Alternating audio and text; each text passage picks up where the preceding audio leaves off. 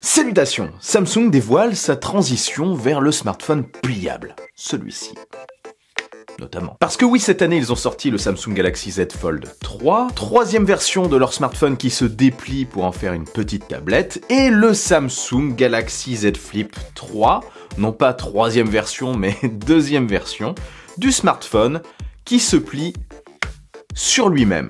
Une sorte de smartphone à clapet donc. Cette gamme pliable semble désormais remplacer la gamme Note totalement. Gamme Note qui pourrait d'ailleurs fusionner très prochainement avec la gamme S. En gros maintenant ils proposent des smartphones classiques et des smartphones qui se plient. Alors est-ce que ça rend les iPhones et autres smartphones classiques, qui ne se plient pas donc, complètement ringard? T'es un vieux ringard, toi. Hein. Je vais vous dire ce que j'en pense dans cette vidéo, après avoir utilisé le Samsung Galaxy Z Flip 3 pendant un bon moment au quotidien. C'était une question que je me posais, il fallait réellement que je teste longtemps le produit en situation quotidienne pour me faire un avis définitif, pour voir ce que ça donne aussi. Cette année, Samsung a vraiment montré que le pliable n'était pas un produit prototype ni un produit gadget pour eux. Je trouve que cette année, ils ont fait preuve de beaucoup de courage en misant à fond sur ce produit, un produit d'un nouveau genre, un produit d'ailleurs qui fait peur, hein. Ah non, pas du tout dans ce sens, c'est la fragilité du produit qui peut effrayer. On est habitué en effet à avoir des écrans rigides, des écrans fragiles, on a tous l'image en tête du smartphone avec son écran qui se brise totalement, la cassure n'est jamais loin dans l'esprit collectif. Alors du coup, pour l'instant, un écran qui se plie, c'est un peu contre nature. Mais la technologie ne fait qu'évoluer les amis, et c'est pour ça que j'aime ça. Tout est possible. Aujourd'hui, l'écran qui se plie arrive dans sa troisième génération, et c'est quand même plutôt fiable. Et même si on voit des petits couacs de temps en temps par-ci par-là, c'est sous garantie, et les malchanceux peuvent totalement se faire remplacer leur smartphone. Bon, c'est pas agréable, je vous l'accorde, mais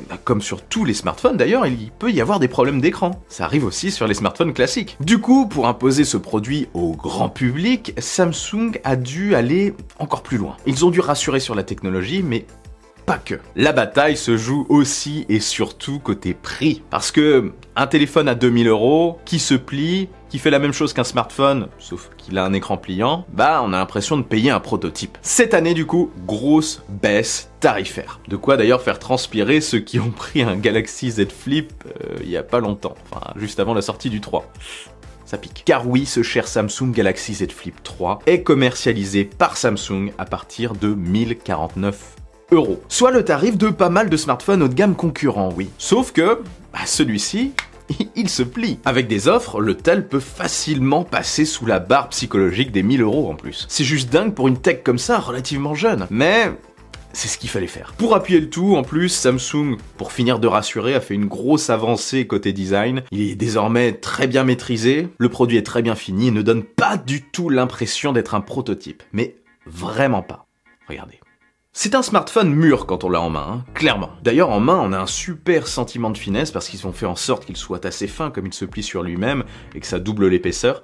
Et ça, c'est aussi très agréable. Alors du coup, commençons à répondre à cette question. Après l'avoir baladé avec moi dans ma poche, utilisé au quotidien, le Samsung Galaxy Z Flip 3 fait-il des autres smartphones des gros ringards? En toute honnêteté, quand je l'ai testé au début, quand je l'ai pris en main pour la toute première fois, oui. Dans cette vidéo, je vais utiliser l'iPhone 12 Pro Max pour illustrer mes propos, parce qu'ils partagent tous les deux un écran de 6,7 pouces. Regardez la différence. Les smartphones grand format sont aujourd'hui très courants, très pratiques côté affichage, c'est très confortable, mais ils sont aussi très encombrants. C'est lourd et surtout ça prend une place folle dans la poche. Parfois même, ça dépassera de votre poche. Or, c'est un format que les gens affectionnent particulièrement pour regarder des vidéos notamment, et pour jouer. Oui, c'est mieux. Mais aussi pour travailler, consulter les mails, faire des petites tâches quotidiennes de manière plus confortable sur un grand écran. Donc oui, beaucoup préfèrent désormais les grands smartphones, mais subissent en contrepartie leur volume. Après, c'est un sacrifice qu'ils sont prêts à faire pour le confort d'affichage. J'en sais quelque chose, ça a été mon cas un long moment. C'est d'ailleurs ce qui m'a fait repasser, si vous suivez mes petites aventures tech, sur l'iPhone 13 Pro cette année au lieu de l'iPhone 13 Pro Max, pour le confort de transport notamment, principalement. En gros, l'affichage me manque, mais pas le volume du produit. Et c'est là que Samsung apporte sa solution avec le Samsung Galaxy Z Flip 3. La solution que j'attendais, et je dois pas être le seul dans ce cas-là. Le tel est long, oui, une fois déplié, il est moins large, par exemple que l'iPhone 12 Pro Max, mais en main, je trouve que ça tient aussi bien qu'un plus petit modèle du coup. Et la révolution n'est pas là, elle est dans la poche. Sincèrement, la première fois que je l'ai plié, que je l'ai glissé dans ma poche, je me suis dit... Ah ouais, d'accord, c'est dingue. J'ai l'impression d'avoir un petit portefeuille dans la poche, ou un petit portefeuille compact, ou même rien en fait. J'oublie même un peu que j'ai quelque chose dans la poche. Ma poche est immense en fait. C'est simple, la dernière fois que j'ai ressenti ça, c'est quand les smartphones avaient un écran de 3,5 pouces. Quand ils étaient tout petits. Sauf que là, l'écran fait 6,7 pouces. C'est absolument super, on utilise le smartphone, on le ferme, on le glisse dans notre poche hyper rapidement, on veut le réutiliser, on le sort hyper rapidement, on le déplie, on l'utilise. Comme un smartphone classique, oui, mais en beaucoup plus compact. Le pliage, au passage, permet de protéger l'écran contre les rayures. Et ça, c'est aussi un gros avantage. Il est plié sur lui-même, il est protégé. Donc ça, c'est une bonne chose. Et oui, le pli, maintenant que j'y pense, je vais en parler là, parce que sinon je vais oublier, je le sens. Sincèrement, oui, il est visible. Il se ressent au toucher, oui. Mais de mon côté, ça ne me dérange absolument pas. Et franchement, lorsque l'écran est allumé, en face de nous, le pli disparaît totalement. On se concentre sur ce qu'il y a sur l'écran, et de face... ça se voit pas trop. On l'oublie. Pour moi, après avoir utilisé le produit au quotidien, je trouve que c'est un faux débat. En plus, quand on fait un split screen, quand on coupe l'écran en deux, quand on affiche deux applications, eh bien, en tout cas de mon côté, j'ai tendance à mettre la séparation, la barre, au niveau du pli. Ce qui lui donne presque un intérêt au final. Enfin, plus qu'un intérêt, on va dire une cohérence. Enfin, pour moi, encore une fois. Après, pour revenir au dépliage, je trouve ça quand même un peu laborieux, parce qu'on est vraiment obligé de déplier à deux mains.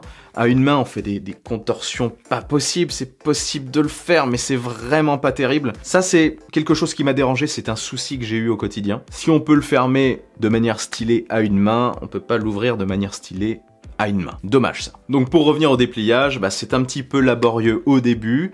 Une fonctionnalité qui serait sympa, vraiment intéressante. Je sais pas si c'est vraiment possible sans contrainte. Ça serait de mettre une sorte de bouton qui permet de le déplier rapidement lorsqu'on le sort de la poche. On appuie sur le côté, il se déplie tout seul. Ça serait vraiment très fun. On pourrait enfin l'utiliser totalement à une main. Ça serait cool. Une amélioration peut-être pour le prochain modèle. Petit détail aussi, l'écran externe est très pratique et permet d'avoir un petit aperçu des fonctionnalités de certaines applications. On peut notamment consulter l'heure, mettre un minuteur, consulter nos notifications, enfin...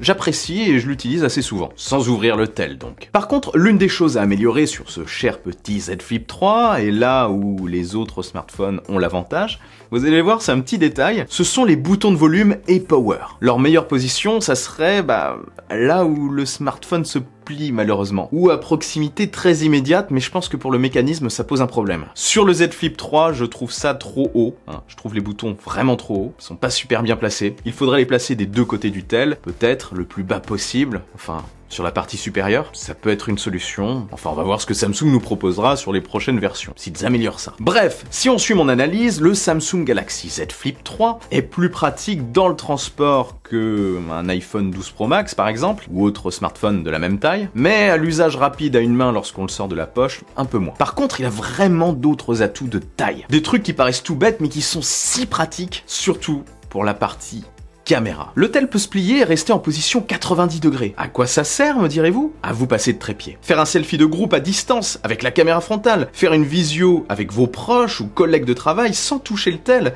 Posé sur la table et incliné parfaitement. Franchement, ça c'est super. Mais ça marche aussi avec les capteurs dorsaux pour prendre des photos totalement stabilisées. D'ailleurs, je pense qu'un capteur macro sur les prochains modèles pourrait être le bienvenu. Ça pourrait être très pratique. Avec ce système, on ne louperait vraiment pas nos photos macro. Ça serait vraiment une bonne idée, je trouve, avec cette fonctionnalité.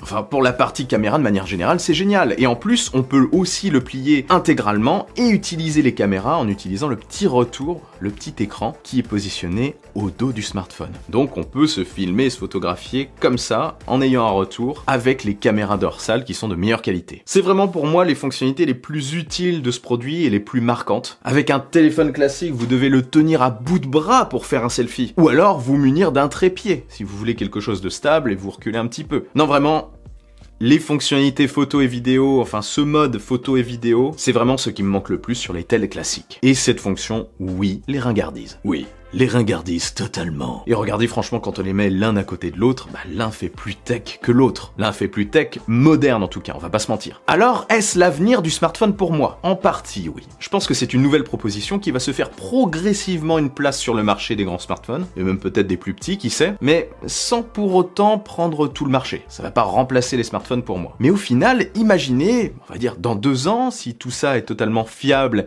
et rassure le marché, si vous avez le choix entre un 6,7 pouces non pliable et un 6,7 pouces pliable au même prix, les deux au même prix, lequel vous prendriez? À tarif équivalent, dites-moi ça en commentaire, ça m'intéresse. Je pense qu'il y aura les deux styles en cohabitation à terme. Comme à l'époque pré-smartphone. On avait des tels à clapet, on avait des tels à glissière, des tels qui coulissaient, on avait des tels de gaming, des classiques, toujours, et autres étrangetés. Donc voilà vers quoi pour moi on se dirige. Mais clairement, le Samsung Galaxy Z Flip 3 est pour moi un bon modèle. Il ouvre la voie et ne peut clairement pas laisser indifférent. C'est un bon produit, et d'ailleurs si vous êtes intéressé, je mets le lien dans la description.